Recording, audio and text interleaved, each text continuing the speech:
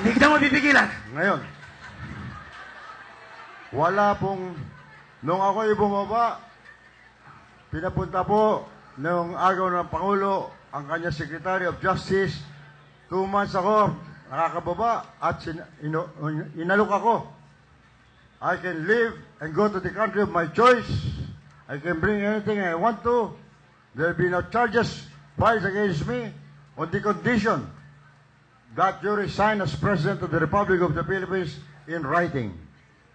2 beses po ako inalok. 2 beses ko tinanggihan. At sinabi ko doon kay Secretary Nani Perez, huwag na kayo makakasay na pa noon. Kahit na ano gawin nyo. Hindi ako alis. Kahit ay kulong nyo ko, hindi ako alis. Ayun, kinulong nga ako. Alam nyo po, para malaman itong magiting na mayor, kung ako may kasalanan, nung una pa lang alok sa akin, umalis na ako. Wala pang charges lalaban sa akin. Pero dahil wala akong kasalanan, 2 beses ako inalok, 2 beses ko tinanggihan. Wala pong napatunayan yung sandigang bayan na ginawa ni Gloria Macapagal na ako'y nagnakaw sa pamahalaan. Patunayan, tignan nyo ako ang desisyon. Sinabi nila yung waiting, dinala doon sa Arab Muslim Youth Foundation at ang mga board of trustees yan ay mga UP professors. Hindi napunta sa bulsa ko. I did not benefit from it. It will be for the benefit of the poor Muslim students so that they can go to college. Yung 200 million and the bank manager testified that I have nothing to do with that 200 million deposit coming from waiting. Yan po ang buong katotohanan. At kung sakali man po, ako, bakit po bago namatay si Bishop Tobias, katabi ko po, si Miss Susan Roses, sa simbahan doon sa St. Peter. Sabi po ni Bishop Tobias, ang karamihan ng tao, punong-puno yung simbahan. Nakatingin po sa akin, Mr. President, I hope that you will forgive the church for what happened to you. And I hope and pray that someday you'll come to terms with us, Bishop and Priest. Yun po ang sinabi ng Bishop.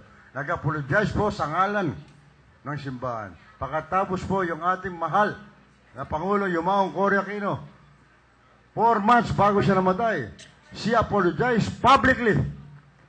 And she said, I plead guilty on the 2001 uprising. Tapos she faced me. I was there in the audience. Bahala ka na magpasensya. Lahat naman tayo ay nagkakamali. And then she stepped down and approached me. Former President po, overtime na daw po. Pantay na po yung oras. Pwedeng pahinga-pahinga lang po muna. Oo. Parang hirap na. Bakit ko sa maganda pang porso mo ko pinipigil? Marami po kasi ang... sige po. Sasagutin niyo yung sinabi niya, pinalalabas niya akong magnanakaw eh. Vice versa yun. Kaya po, ako po naman ay humaharap muli sa mga taong bayan. Nung paglabas ko, umikot ako ng buong Pilipinas, mainit na mainit pa rin ang tanggap ng mga tao sa akin. At ako, kaya kong harapin kahit na sino, mata sa mata, dahil wala akong kasalanan, wala akong ninakaw. Maraming salamat po, former President. Ayan. Ay,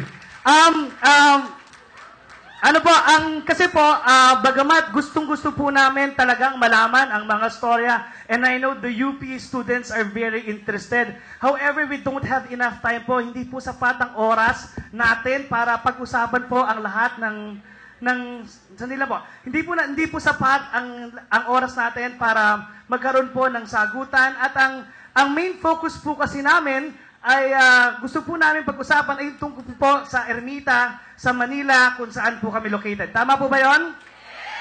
Okay. Ano yan? Sandali lang po. Buhay ka na to. Ay. So, ang mangyayari po, magkakaroon po tayo ng open forum, at let me make it clear, ladies and gentlemen, ikaw bahala dyan, ha? Ikaw naman dyan. Okay, in response to what former President Errol has said, we will give just 2 minutes to Mayor Lim. Hello. Sasagutin ko lang po. Yung impeachment, na-cancel. Tama yung sinasabi ni President Estrada. Ang problema po, nung ma-cancel, nagkaroon ng people power na siya mapatanggal. Okay. Si Governor Chavit Singson, nag-file po ng demanda na plunder sa Sandigan Bayan. Nagkaroon po ng hearing ang abogado ni President Estrada, 3 of the best criminal lawyers in the Philippines, Estelito Mendoza, Chief Justice Narbasa, and Attorney Flaminiano. Sa galing ho nito mga criminal lawyers nito, bakit ho hindi na-acquit? He was sentenced reclusion perpetua, life sentence for plunder. Okay. Sinasabi ho niya, inosente siya. Wala siyang kasalanan. Any right-thinking lawyer or any law student can state for a fact, kung ikaw kumbinsido na ikaw pine-frame up, ikaw inosente, hindi ka tatanggap ng pardon. You will appeal to the Supreme Court to reverse the decision acquitting you. Bakit ho hindi inapila sa Korte Suprema? Bakit nagmakaawa siya? President, with due respect po, Mayor Lim, naging nalalayo po kasi yung pasensya na po at ako po lubos na humihingi ng patawad sa mga nangyayari po. This is partly, I don't know kung, kasi nagiging sagutan na po ng napakaraming pong bagay. Hindi naman sa... Yes? Hello? Hindi naman po sa hindi kami interesado sa mga nagaganap at alam ko po ay may iba pa pong forma o may iba pa pong lugar na pwede nyo itong pag-usapan. Kaya po kami naandito at kaya po talaga namin ginawa ang forum na ito ay para maitanong po yung ilang mga katanungan that concerns us. Alam niyo po, I'm definitely sure with media, no, lahat na sumusunod po sa inyo, mayroon naman po doong oportunidad na doon nyo po sabihin ang tamang pagsagot. Kasi ang mangyayari po sa atin, hindi na po tayo matatapos sa pagsagutan po. Normal naman po yun.